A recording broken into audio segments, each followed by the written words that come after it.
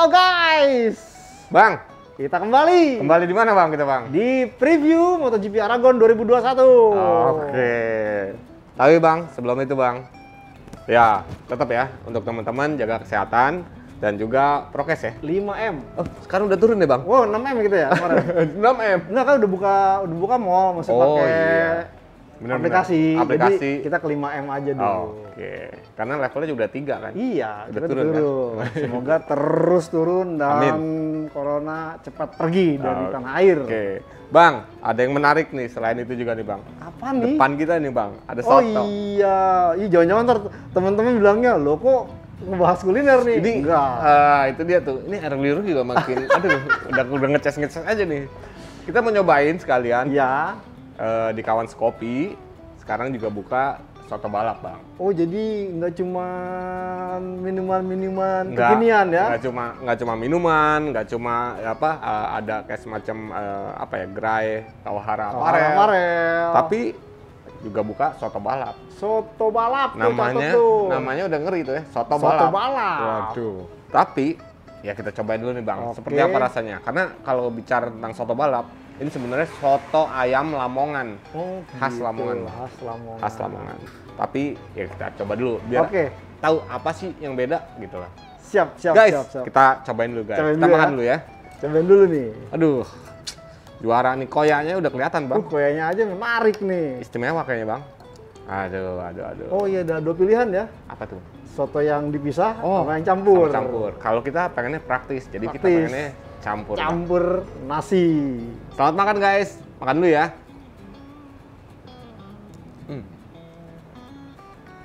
Juara Bang. Podium nih. Podium 1. Anjir. Ngomong-ngomong, di mana kalau teman-teman pengen nyobain soto balapnya? Biasa, Kawan Kopi di Jalan Cendrawasih. Nomor 6 EF Ciputat, Tangerang. Ayamnya juga luar biasa, empuk ya. Ini koyaknya mantep Bang. Duh, kan teman-teman jadi ngeliat terus. Kita makan dulu ya guys. Kita makan dulu ya.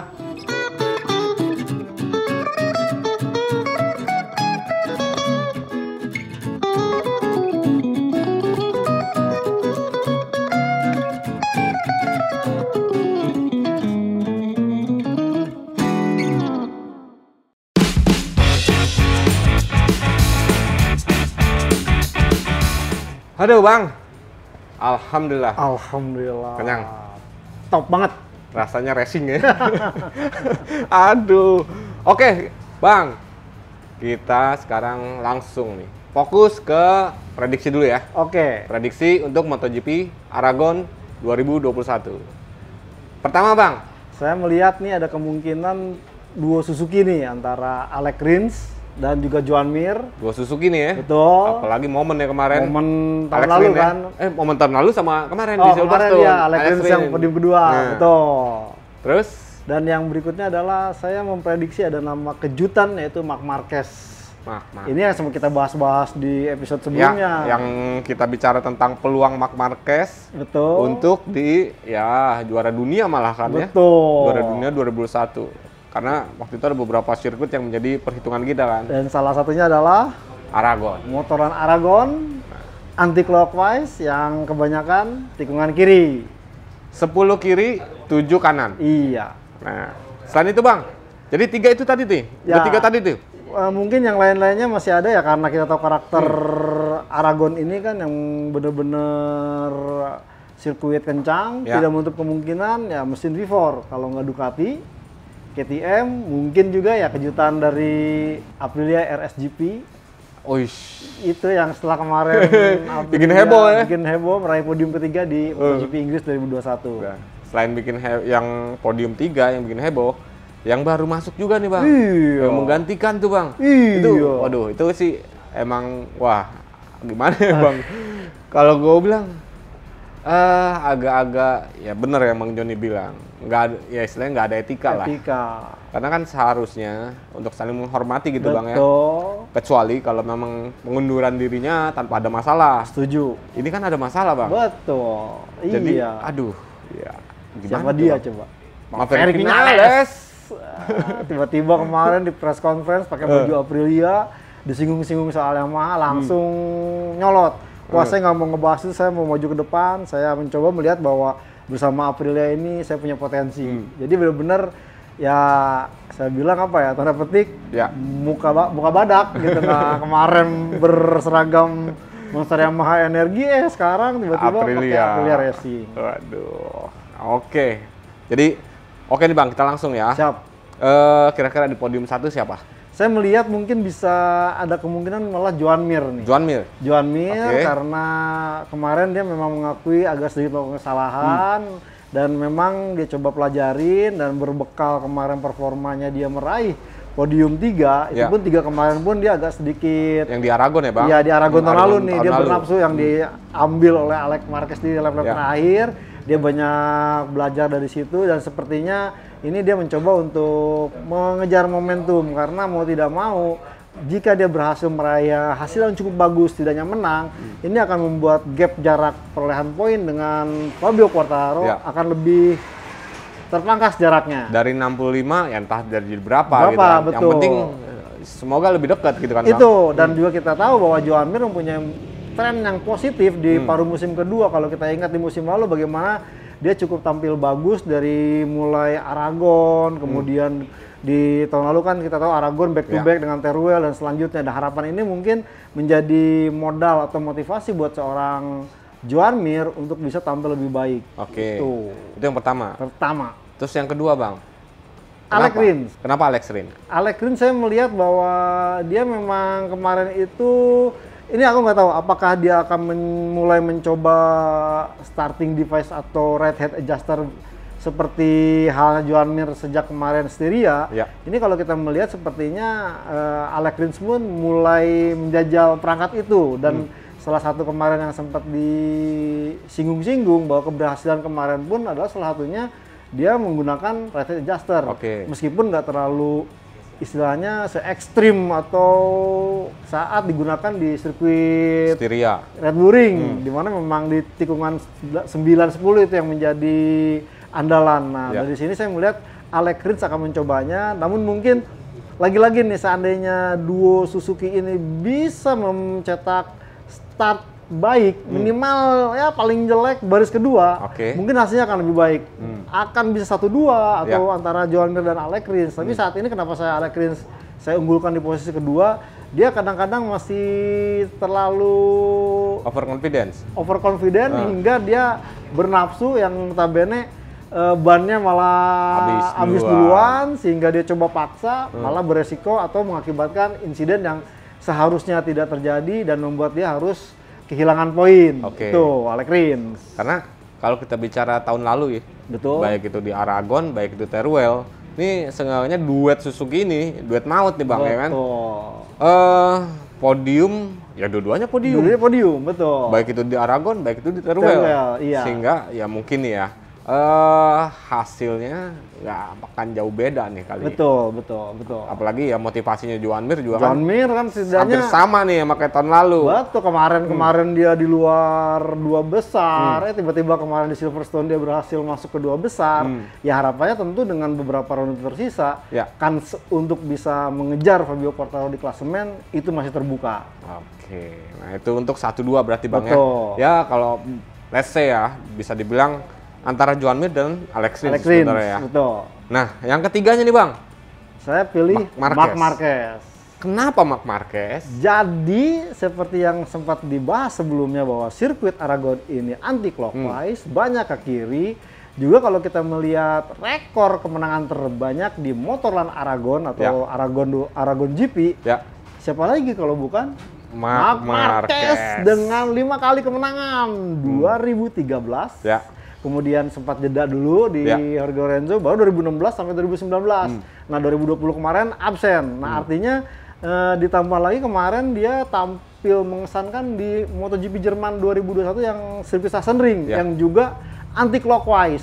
Nah mau tidak mau 2 faktor dan juga faktor kesembuhan seorang Marc Marquez yang makin istilahnya menunjukkan hasil yang menggembirakan, dan juga kemarin-kemarin ya bagaimana kita tidak ingat di Austria, andai katakan tidak terjadi hujan di 4 lap terakhir, tidak menutup kemungkinan dia juara. Dia juara. Artinya dengan kondisi seperti itu, besar kemungkinan Marc Marquez akan bersaing ke podium, di podium bahkan ya dia sih tidak sesumbar, cuma dia akan mencoba. Dia tetap rendah hati bahwa kondisi saat ini agak berbeda dengan 2000 sebelumnya, tapi dia akan berusaha mulai dari free practice pertama sampai nanti kualifikasi seperti apa.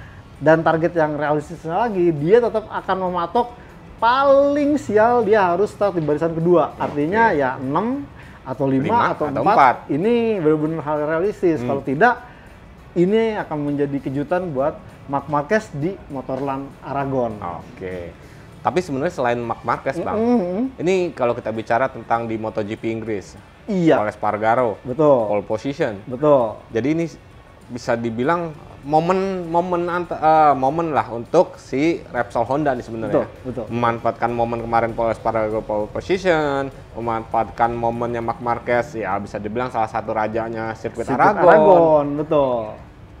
Bahkan kalau bisa dibilang Pol Espargaro agak sedikit mengancam juga nih Bang. Kalau menurut Bang Joni gimana? Jadi kemarin sempat dikatakan bahwa dengan hasil pole position kemarin, Pol Espargaro emang mulai merasa confidence mengendarai motor Honda RC213V, dan dia mengatakan mungkin akan melakukan pendekatan yang sama seperti yang dilakukan di Silverstone. Cuman lagi-lagi kemarin dia sempat mengatakan bahwa kemarin itu dia punya kelebihan karena gaya balap dia yang bisa menjaga keausan ban belakang ini di sirkuit Silverstone yang kemarin cukup dingin. Nah, dia mengatakan ini tergantung suhu nih, apakah nanti di Aragon hampir sama dengan Silverstone atau sebaliknya. Seandainya mungkin mirip-mirip dengan Silverstone, mungkin gaya yang sama akan dia lakukan. Tapi dia berkata bahwa kemarin itu dengan pole position, dia agak sedikit melakukan pendekatan berbeda saat di balapan. Nah, ini akan menjadi pertanyaan apakah nanti Pol Espargaro coba untuk lebih fokus ke pilihan ban saat balapan, atau dia tetap bernafsu untuk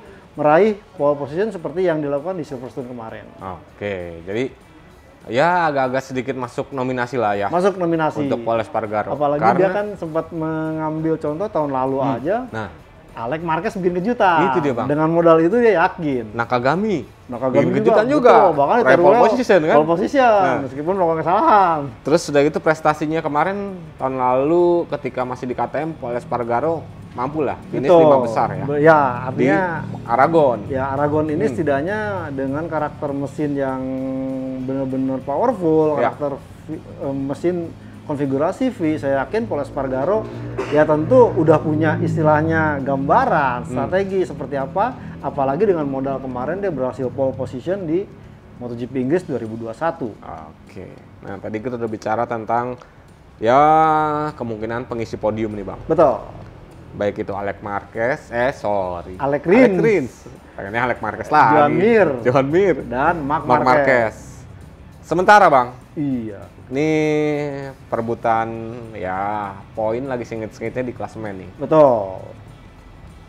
65, 69, 70. Iya kan? Joan Mir, Johan Zarco, Francesco Bagnaia. Iya. Nah, Fabio Quartararo mau di mana ini? Ya, kemarin sih sebenarnya Fabio Quartararo sedikit tampangnya itu berseri-seri karena apa? Dia lega. Bahwa dia berhasil meraih poin penuh di MotoGP Inggris. Karena dia sadar menghadapi Aragon ini, ya secara track record hanya seorang Jorge Lorenzo yang mampu, itu pun dengan karakter motor yang memang jauh berbeda dengan musim ini. Quartararo memang tidak lantas menyerah kalah atau mengibarkan bendera putih, tapi dia akan kembali seperti yang dia lakukan di ronde-ronde sejak paruh musim kedua berlangsung. Yaitu dia akan membidik setiap ronde itu, dia tidak memikirkan bahwa wah, saya ini sekarang memimpin klasemen, ntar gimana nih kalau pemain begini-begini, itu malah akan membuatkan dia konsentrasi. Dia tetap akan fokus terhadap bagaimana strategi yang dijalani dari ronde ke ronde. Nah, ronde MotoGP Aragon ini dia sadar bukan motor yang cocok dengan Yamaha, karena juga karakternya agak sulit, dan bahkan kemarin pun sempat diungkapkan Fabio Quartararo bukan tidak tanpa masalah, karena ban belakangnya juga di Silverstone kemarin habis. Artinya sementara di Aragon ini ban belakang menjadi sangat krusial, dan sementara Yamaha masih belum keluar dari permasalahan ya itu ban belakang cepat habis. Dan itu pun diungkapkan oleh seorang Valentino Rossi, bahkan agak masalah sulit. banget itu orang. Masalah banget, saya nggak tahu karena memang jujur mau ban kerasnya dari Michelin itu dikatakan kompon keras, tetapi buat dirinya itu terbilang kompon masih empuk, jadi cepat habis. Begitu juga ya kita tahu Maverick Vinales itu sebabnya dia memutuskan untuk hengkang.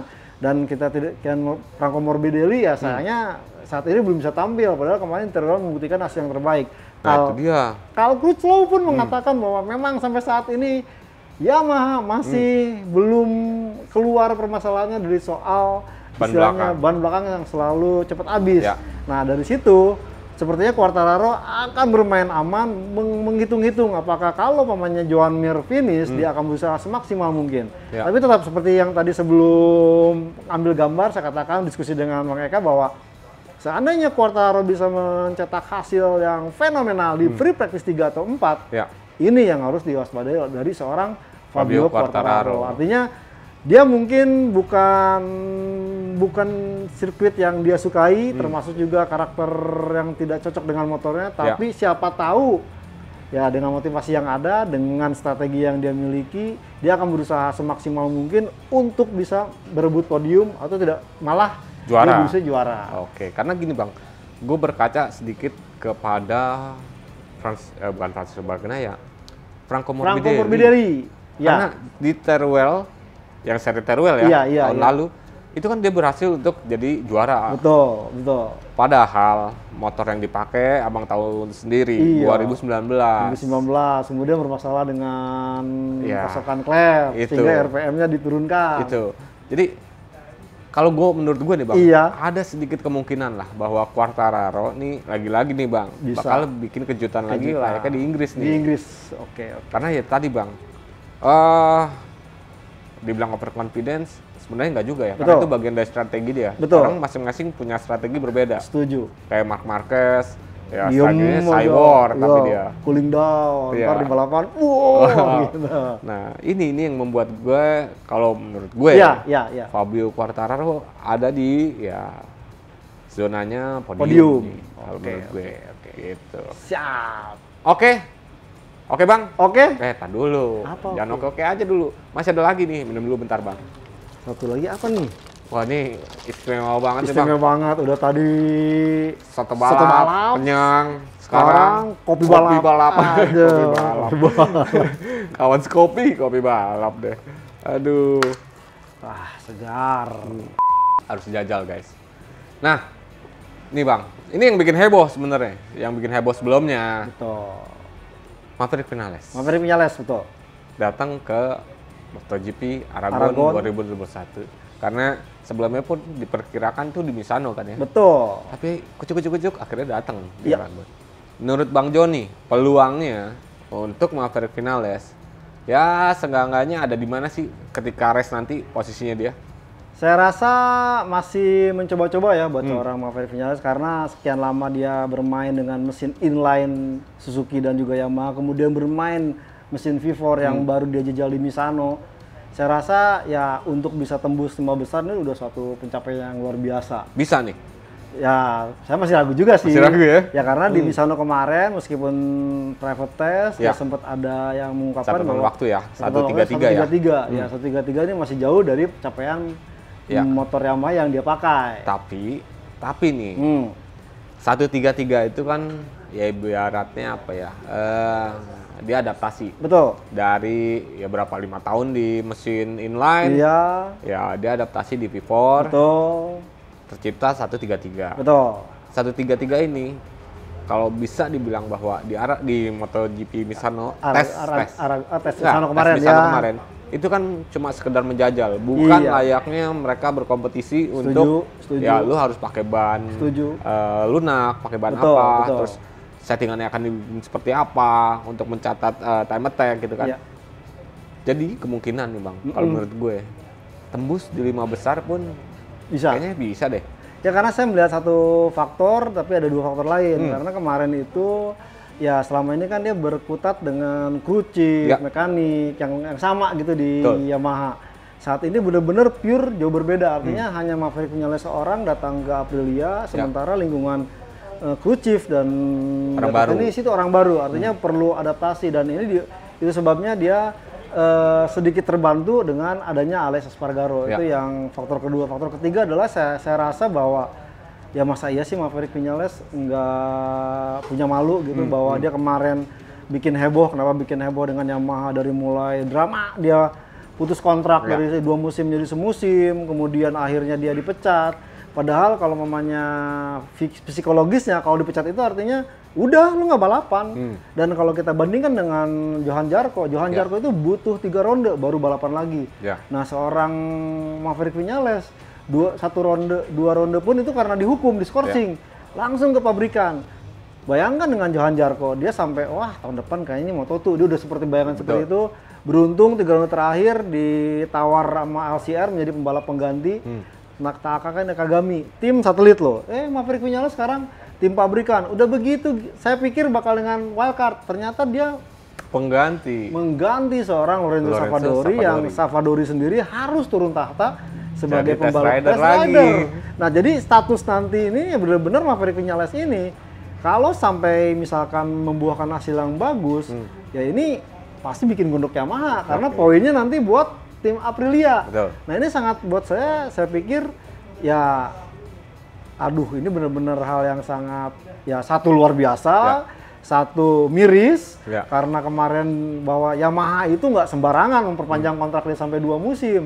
Dan bahkan kenapa nggak waktu dibidik oleh Ducati dilepas aja, malah Viñalesnya belum sampai 2 musim putus kontrak, terus tiba-tiba ya etikanya nih kalau mamanya kita udah putus kontrak, yang semusim aja tuh baru akan mengomongkan secara non resmi gitu, saya lagi pendekatan dengan tim A, ini enggak, langsung belak-belakan. Saya dikontrak Aprilia, busetnya lagi langsung ngetes, busetnya lagi, langsung balapan. Jadi saya pikir tidak hanya semata-mata adaptasi Maverick Viñales secara teknis dengan motornya, tapi mungkin akan beban psikologis. Entah nanti kan target dia mungkin kalau bisa bagus, ya mungkin coba ganggu Fabio Quartararo, artinya membuktikan, gue pakai motor ini yang jauh lebih bisa ini. Bagus gua. Iya, artinya mungkin takutnya nih emosi atau apa malah blunder. Ya paling tidak sih harapan saya kita akan lihat nih. Apakah Maverick Viñales menelan ludahnya sendiri dengan melakukan gambling lah, pindah ke Aprilia, tapi kalau sampai dia berhasil, ya mungkin itu emang rezekinya si Maverick Viñales. Nah yang menjadi pertanyaan teman-teman kemarin nih Bang. Gimana dengan poinnya Maverick Viñales? Nah, gue sempat baca Bang di regulasinya MotoGP bahwa kalau untuk Maverick Viñales poin itu tetap milik Viñales, tetap milik Viñales. Ya, misalnya poinnya Viñales 120. Di tahun yang sama, poin itu tetap akan dihitung meskipun dia pindah ke tim lain. Terkecuali mungkin nanti status pembagian untuk tim konstruktor dan tim manufacturer. Tim MotoGP. Timnya sendiri. Iya, seandainya Aprilia Racing Maverick Viñales menuai podium nih katakanlah, dapat podium kedua 20 poin. Nah, poin ini disumbangkan ke Aprilia Racing tim Gresini. Gitu. Jadi gitu guys, untuk poin tetap. Jadi ya kalau seri masih panjang sih nggak menutup kemungkinan akhirnya bisa aja bersaing lagi untuk juara dunia. Betulnya Maverick Viñales langsung jos banget dengan Aprilia SGP, melesat, ya who knows.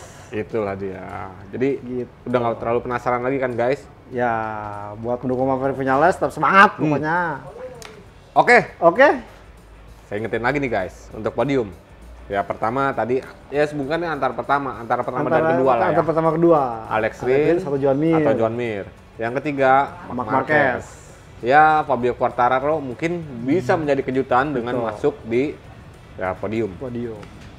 Saya Kabudiansyah dari Auto Race ID dan juga gridauto.com. Mohon pamit guys. Saya Joni Lono Mulia dari motorplusonline.com turut pamit.